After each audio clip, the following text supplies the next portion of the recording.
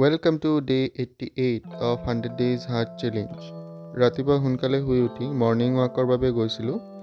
ইয়াৰ আগতে free hand এক্সাৰচাইজসমূহ অলপ সময় ভালদৰে কৰি ল'লোঁ।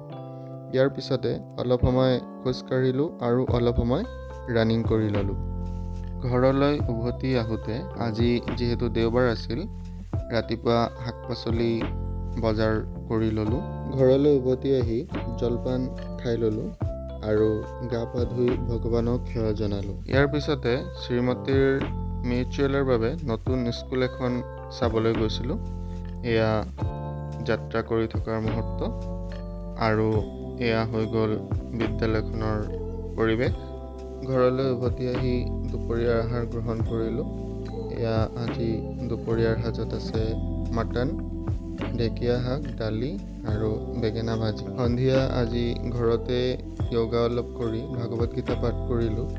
আজি 18 অধ্যায়ৰ 10টা শ্লোক পাঠ কৰি তাৰ অৰ্থসমূহ বুজি ল'লোঁ। এয়া হ'ল আজিৰ চেল্ফি। ধন্যবাদ।